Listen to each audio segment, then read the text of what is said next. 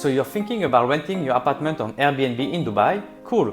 But before you do, you've got to know how much it really costs to get everything set up. There are furniture, permit, cleaning, internet and a bunch of other stuff that adds up fast. I have put together a full breakdown so that you don't get hit with any surprises. If you want to know what it actually takes and if it's worth it or not, stick around for the next few minutes.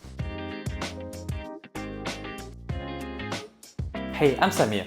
A couple of years ago, my wife and I, we bought 4 apartments here in Dubai and we set each of them up on Airbnb. We've been through all the steps and learned exactly what it takes to get everything ready. So today, I'm going to break down all the real costs you need to know before you start renting your apartment on Airbnb in Dubai, especially for 2025.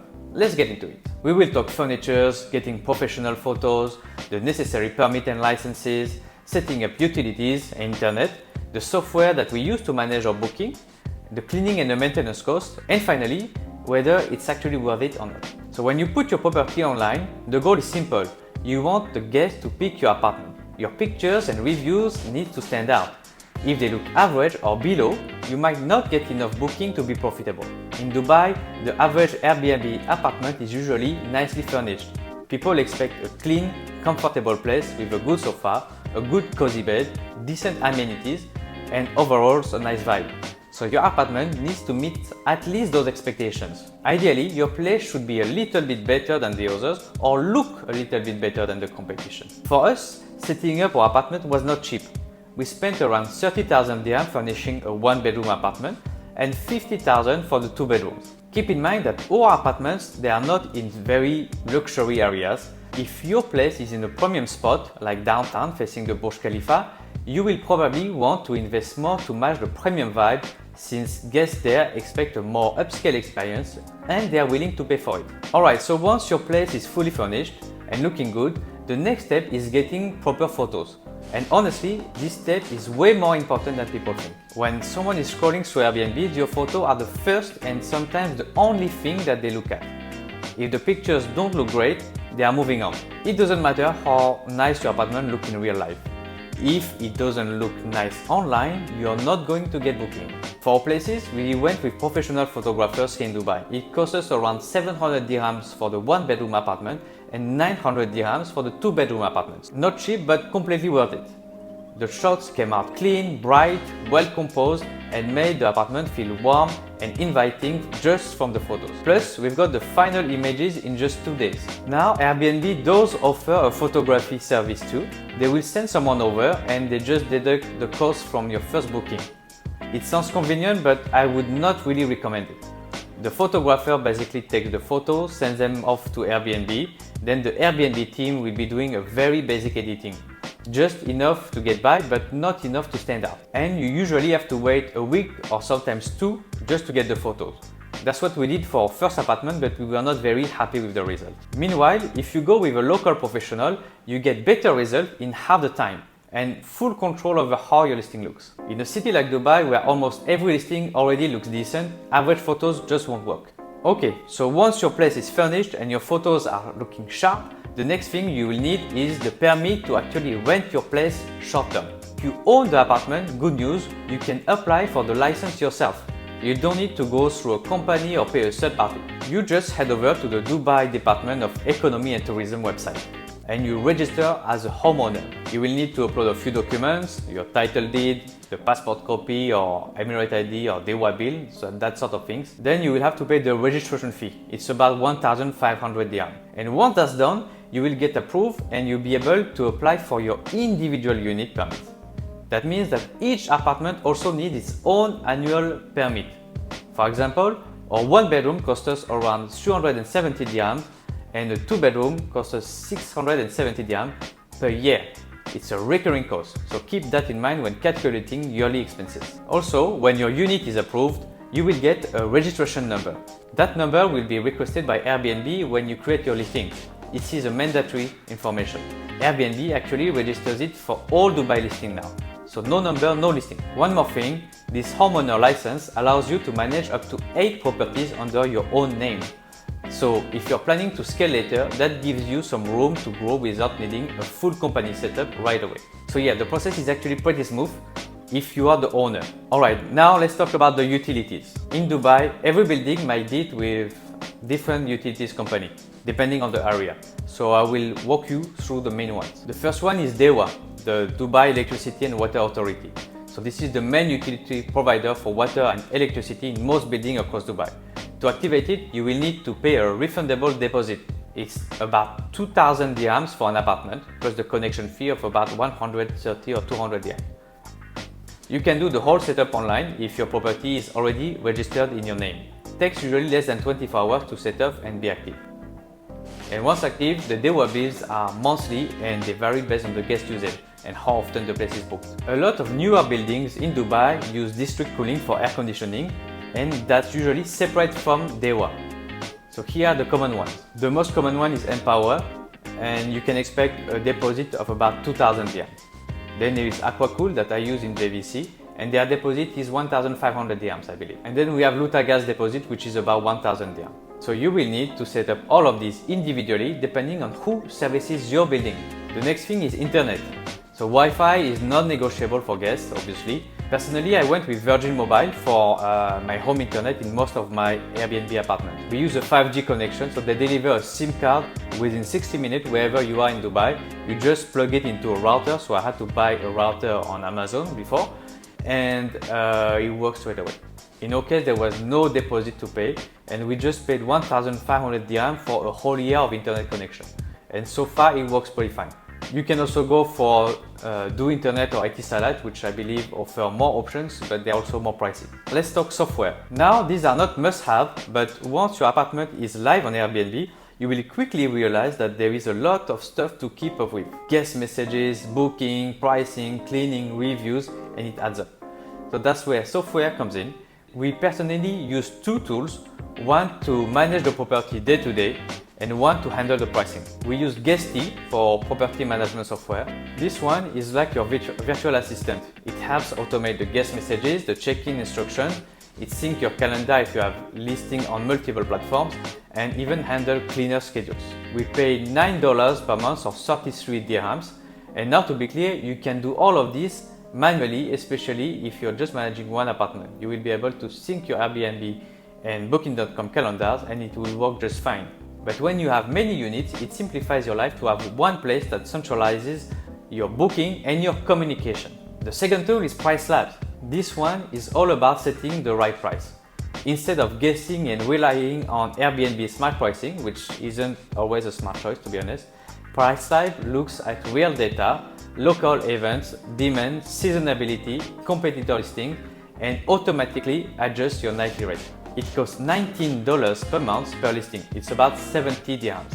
Tools like Price Labs are helpful, but they are not magic. In our case, we were actually doing better without it at first.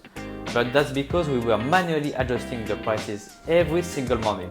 We used to spend 30 minutes a day checking the demand, scanning other listings, tweaking the rates manually. This took time, but it worked. We were hitting close to 100% occupancy across all our apartments that way. And once we switched to full automation with Price Labs, our occupancy dropped by 15 to 20%. It definitely saved us time, but it costed us some money too. So here's the takeaway. If you got one unit and the time to manually check the rates each day, honestly, I believe you might do better without the dynamic pricing. But if you're struggling with multiple listings and you don't want to check the pricing every single morning, Price Labs can keep things running smoothly in the background. Do keep in mind that in Dubai, most of the hosts they use tools like Price Labs. So it might help you to stay competitive, but it will not necessarily give you a huge edge on the competition if everyone is using the same algorithm. Alright, now let's talk about cleaning, which is one of the most important parts of running an Airbnb in Dubai. If your place is not spotless, you are going to get hit in the reviews, and that can seriously mess with your booking rate. We have been using cleaning companies specialized in short-term rental, like Maid Squad and Elite Cleaning. And honestly, they are good. They are super professional. One checkout cleaning costs about 250 to 300 for a one bedroom and 200 to 350 for two bedroom. They will usually come with the full team, so usually 2 to 3 people, and they bring their own linens, towels, and cleaning supplies. You just book them in advance. You usually do it on WhatsApp or through their online portal, and you send them the door code, and they will handle everything. And the good thing is that if they ever miss a spot or if a guest complains that the place is not clean enough, they will usually quickly offer a re-clean at no extra cost. So in terms of reliability, they have been very good for us. One challenge with the cleanings, the tight turnovers. So when your calendar is fully booked, like guest checking out at 11 a.m. and the next check-in is at 3 p.m. in the afternoon, the timing gets tricky. We've had a few cases where the cleaning was not done on time, and obviously that led to guest complaints. But that's just part of the game with high occupancy, and you've got to stay on top of the scheduling and sometimes even follow up with the cleaners if things are tight. Some hosts try to save money by cleaning themselves or hiring freelancers, so that's fine if you live nearby and have the time, but for us, using a professional team just keeps things way more consistent and saves a ton of stress. So yeah, I would say budget around 300 dirhams per stay for cleaning and try to work with a company that is used to the Airbnb pace. It is an ongoing cost, but it's one that really matters for your reviews and repeat booking. So now let's talk maintenance. Short-term guests tend to be a bit harder on your apartment than long-term tenants. People are on vacation, they are not always careful, and things just wear out faster. So yeah, maintenance becomes a regular part of the job. Here's what we've run into personally. So AC issues, so that's super common in Dubai. You will need to frequently clean the AC filter. Then you will have the common maintenance tasks like the loose door handles, the light bulbs or drawers that get stuck. Small stuff, but it adds up quickly. And sometimes guests spill something nasty on the sofa or the carpet and you have to clean it. So we usually budget around 300 to 500 dirham per apartment per month, just as a buffer. Some months you might not spend anything, but suddenly a fridge dies or the water heater starts leaking and you have to spend a few thousand at a time. So here's how we manage it. We keep a few go-to guys in our contact. Usually you can find someone through the building's maintenance team. If the issue happens during the day, the maintenance team of the building are always there and they will cost a lot less than a third-party company. But if it's an urgent issue outside business hours, you may need to call a professional from an application like Just Live. You will pay per the hour and the price is usually reasonable as well. On maintenance, my advice is to always act fast when something breaks. Most of the time when we had issues with AC not working or water leakage, because we acted fast, we still got the 5-star review from our guests. And what if the guest actually breaks something? If something is clearly damaged by the guest, like they break a table, they ruin the mattress or they shatter the glass door, and you're hosting through Airbnb, you can usually file a claim through their air cover insurance. We have done it a few times and we've been compensated without too much drama. You will still need to take photos, evidence, receipt, and there will be a back and forth with their support, but it works. However, if the booking comes from booking.com, it was a completely different story, at least in our experience. We have never been able to successfully claim for damages done by guests that we received from booking.com. So that's just something to be aware of. And for that reason, some companies or people prefer to list only on Airbnb and not booking.com. In our case, we went for both because we wanted the 100% occupancy rate. So for the maintenance, it is not a fixed cost, but it is constant. Stuff breaks, things go wrong, and guests expect a hotel level standard. So plan for it, budget for it, and be ready to act fast when issues pop up.